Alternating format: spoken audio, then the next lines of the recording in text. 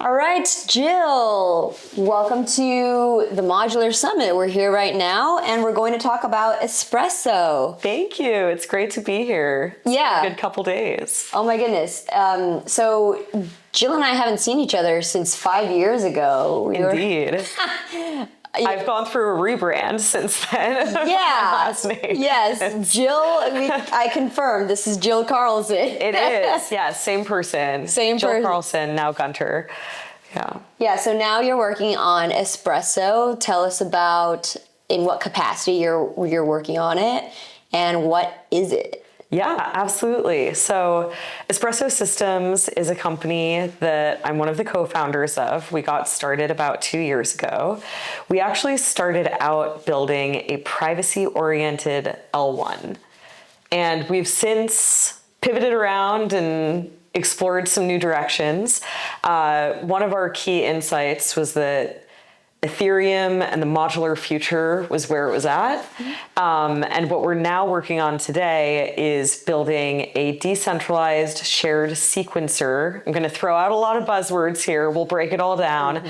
A decentralized shared sequencer that rollups can plug into in order to get better interoperability, still maintain great scale, and also have the security of decentralization. Again, I just gave you all the buzzwords. We should break it down. Before this interview started, we were just making fun of how there's all these made up terms that we talk about as though they're real. Yeah. So seriously. Yeah. And it will be real. It will matter. It's coming. It's all happening. But yeah. Yeah, the modular future. The modular Sequencers. interchain of roll-ups that are all going to be braided together to create one super decentralized ecosystem mesh of applications. Actually, that's the next thing. Yeah, Sunny's been memeing it, mesh security, so that's the next thing you're going to be hearing about. Oh God, if Sunny's been memeing it, all right, I'll put it in my buzzword soup. Yeah, just pay attention for the next few years when it pops up. Perfect. I'll add it to the marketing on the website. Good. Yes. Okay, so Espresso is a decentralized shared sequencer. Yes. Let's break that down. Okay, you know what? Why don't I frame it for our audience? First of all, because Ethereum needed to quote unquote scale, came up with the roll-up concept, which is an evolution of Plasma. Which is real. Roll-ups are working. Yeah, roll-ups are working. We made t-shirts for this conference that say roll-ups aren't real as kind of like a tongue-in-cheek riff on a blog post that went viral, I don't know, a couple months ago. Whose blog post was it? John Charbonneau. Okay. Brilliant mind. You should all follow him. But I do think roll-ups are real. Like, I go in and use roll-ups. Oh, yeah, They are scaling. So. Right. However, there's a but. However, it does trade off a bit of decentralization because it's not actually inheriting the security of the ETH layer one, right? Exactly. There's like one sequencer, and you kind of have to trust that sequencer. So it's now we've kind of reverted back to a trusted setup. And all of these roll-up projects, firstly, it's a huge undertaking to develop and launch a roll-up. Got a lot on their plates. But they all have decentralization on the roadmap. This is not a trade-off that is sort of like intentionally being made or that we're thinking about as something that's going to have to stick around for a long time. We all accept that decentralization will happen. And so what we've done is we've gone in and said, hey, all right, let's tackle that part of the Ethereum roadmap and build a solution that in our vision of the future, any roll-up will be able to plug into and take advantage of and get that decentralization back without compromising on their scale. And then there's all kinds of other interesting things that happen around interoperability when you do that. Right. So to help myself and the audience create a better framework around this thing. So a sequencer is effectively the consensus layer, right? They're the ones that are ordering blocks or are ordering transactions and then creating blocks. Yeah. And so the status quo is that there's only one right now.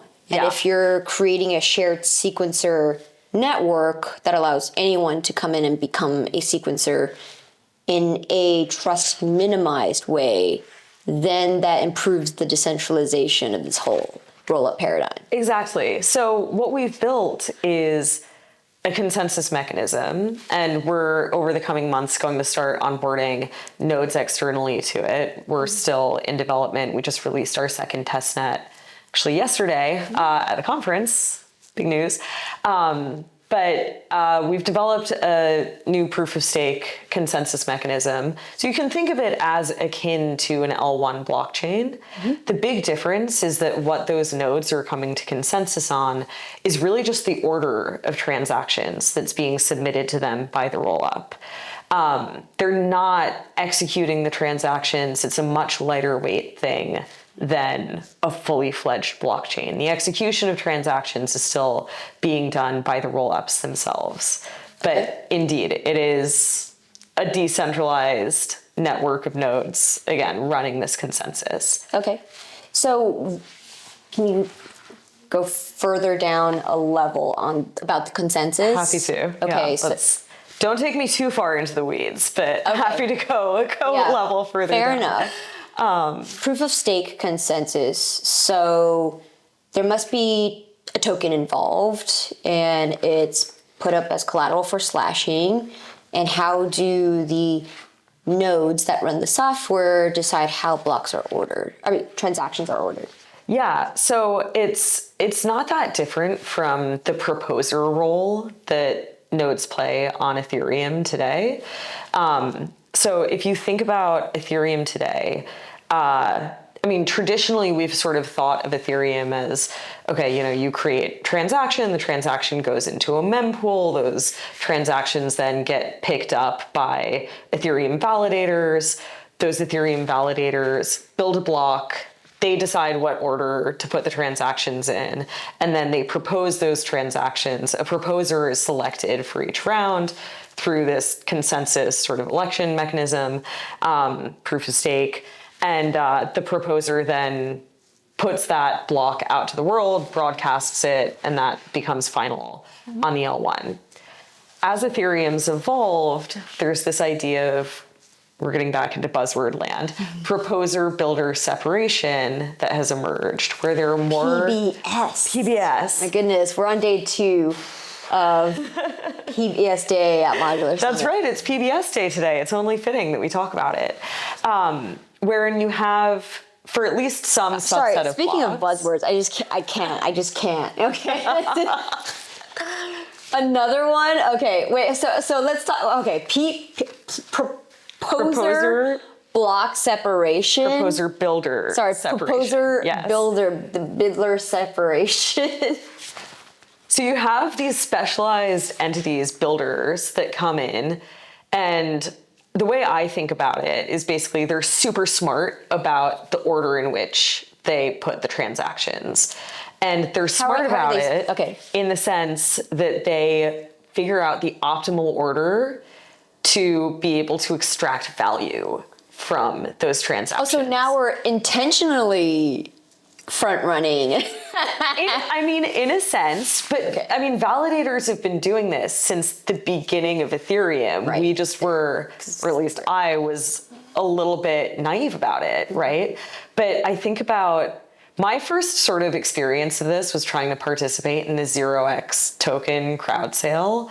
And all kinds of games were being played in terms of fee markets, and you had to put in a sufficiently high gas fee in order to get your bid in. I got nothing. I was totally naive about the games and the optimizations that validators were even making their transaction ordering. Validators were themselves front running people's transactions and putting in transactions. Yeah, especially tokens, that right? In Ethereum land. Yeah, in Ethereum land. It's hard to solve for that when optimizing for more validators. Again, now it's just these specialized entities coming and doing this. And then there's all kinds of methods actually that become enabled to try and minimize the harmful effects of all of this extracted value, which is a whole other conversation. But so you have now builders on the one side building the transaction order. They pass that off to the Ethereum validator set via probably an auction mechanism. And then whoever the elected proposer is on the validator side for a given round basically takes a little kickback from the builders and then takes that builder's, whichever builder has won the auction, takes that order and broadcasts it to the network. Now, this is all relevant to us because it's important to understand that when I say that we're building a shared sequencer, I'm talking about the proposer side of that. We have not built a builder that is going to be super savvy about ordering and is going to, optimize the order and extract value from folks, et cetera. We think that probably in the roll-up landscape, in the modular world that we're going to, those types of entities will emerge. But today we've just built the proposer side of that equation. Okay. Where do the blocks actually get composed and finalized? So that's still, finalization, there are different definitions, I suppose, of finality, but true finality, I would say, is still happening on the Ethereum L1. If it's an Ethereum rollup plugging into Espresso, we have a smart contract ourselves as part of our product that runs on the L1 that then propagates the transaction order back to the rollup contracts, et cetera. So true finality is still happening at the L1, but part of the beauty of rollups, how they operate today, and also of what we can offer even with decentralization, is faster finality in the form of soft confirmations or pre-confirmations, whatever you want to call it, which is something that users of decentralized applications rightfully have gotten used to. But today we're getting there through some kind of shortcuts being made, again, on the decentralization side, and those are what we're trying to remove. Yeah. Okay, so one last question about this before we move into the greater narrative, the modular narrative. Yeah. So I tend to wonder if PBS was born out of MEV, right? So was there a need to separate what used to be one role, right, propose and produce a block, into two separate roles because MEV was so rampant in Ethereum land? I mean, it's still, like, in Tendermint land, it's still one role. Yeah. Right? But I don't think it's something that has sort of emerged by design necessarily. And I'm not an expert on sort of the history of MEV, so someone from Flashbots or something can correct me if I'm wrong here. But my understanding is it didn't emerge by design, but it sort of emerged a bit more organically, that these types of more specialized builder, searcher, filler entities started to crop up. But the fact that we now have this paradigm of proposer builder separation does introduce some ways to potentially mitigate, again, kind of the harmful side effects of MEV, the sort of rent extraction from users. Again, I think that Flashbots and others are working hard on these problems to not only create paradigms that will continue to further mitigate MEV or the bad side effects of it, but then also thinking about ways that that value can be redistributed back to users. I know the Ethereum Foundation has their own kind of enshrined proposer builder separation. That's another great buzzword, enshrined, of how to start to think about that being more fully baked into the Ethereum protocol. Right. Okay, just like one last thing about decentralization. Does it at all concern you that the majority, as in over 70, even up to 80% of the proposers tends to be Flashbots?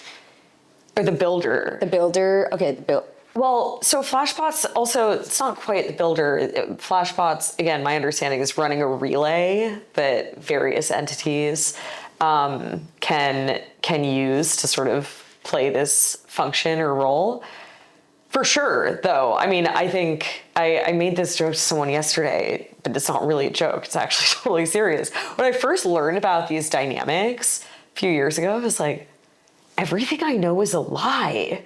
Like, is this all smoke and mirrors, like decentralization? But I don't think that, firstly, everything I knew was a lie to begin with, though, anyway, because of this same dynamic I was just talking about, where like this was happening anyway. It was just the Ethereum validators doing it, right? Right. And that has its own kind of centralization side effects that are arguably worse and harder to make better if you don't have this separation. I think in terms of like the role that Flashbots specifically plays, I think that they are great advocates. And I think that, as I've observed so far anyway, like they've done a great job of really living their mission of like, no, we want to mitigate the harmful effects of this. We want to create open systems that are permissionless where anyone can come in and play. And like anything else, does that have to start out in a more centralized way? Just like rollups have had to start in a more centralized way to then decentralize over time. I've gotten to a place where I'm comfortable with that. But certainly if we're talking 5 years from now and these are still the dynamics, still like a bunch of single point of failures. I'll be more jaded than I am now. Okay, great. Our next 5-year reunion, since we haven't seen each other in 5 years. Okay. We can revisit this conversation. Yes, we will. Okay, last question before we wrap up. How does this, in turn, lend itself to the greater interoperability ecosystem as it pertains to either Celestia, DA in general, maybe using IBC to communicate these transfers? Yeah. So shared sequencing helps with interoperability, we think, quite substantially. It's not a silver bullet, though. You can't achieve interoperability, just through having multiple rollups plug into a shared sequencer. You're still going to need, whether it's bridges or other kind of communication protocols across rollups, or builders, in fact, can actually help with interoperability. But what a shared sequencer can get you is great efficiencies operationally. For example, if you're a builder, you wouldn't have to coordinate across 5 different proposers for 5 different rollups. You'd be coordinating, hopefully, just with one, the Espresso sequencer. Similar dynamics with bridges and other types of communication protocols. I'm not an expert on IBC, but all of the smart people around me, I think, take a lot of inspiration from it. And it's something that we're very interested in. And I think that, again, interoperability and composability, and this is something that I think the Ethereum ecosystem is really learning from Cosmos, is a huge part of what these permissionless decentralized systems are all about. And today it kills me, again, that we don't have that in the rollup space, because rollups are real and I'm using them. But what a pain it is to have to like withdraw from Optimism and then deposit into ZK Sync and blah, blah, blah. And again, we have things like, Hop Protocol or like, more kind of like centralized bridges, or else, these communication protocols, which do help, but it's not there yet, again, in terms of like the operational overhead of it, the ability to have these things be decentralized at their core and have good sound security guarantees as well. So those are all the types of things that we feel strongly shared sequencing is going to help with in the rollup ecosystem. Okay. 10,000 foot view, macro perspective about this thing 5 years from now. Okay, so now 80 to 90%, let's assume, of decentralized apps are their own sovereign rollups. Yeah. Why would they do shared? So have their sovereign rollups, and they're using a shared sequencer layer. Yeah. The shared sequencer layer I like where your head's at. Is integrated and speaking to like any DA layer that is maybe optimally suited for the rollups needs. And that's what the space looks like. Yeah, so we do have our own DA approach that's sort of baked into the sequencer. Like all of the same nodes that are running the consensus on the order are also participating in data availability. But the beautiful thing about data availability and the beautiful thing about the modular stack is it's free to developers to choose, to the developers of all of these sovereign rollups to choose what DA they want. You know, if they want to use the Espresso sequencer, we welcome that. You should get in touch. But you can use that alongside using Ethereum for DA or Celestia for DA, and we totally welcome that, and we're building with all of that in mind. Okay. For sure. Yeah. All right. Yeah, very exciting. Yeah. Well, thanks for getting on the show, Jill. Thank you, Chango. Thanks for putting up with the buzzwords today. Oh, yeah. I love it, man. This is a buzzword podcast. Awesome. Thank you.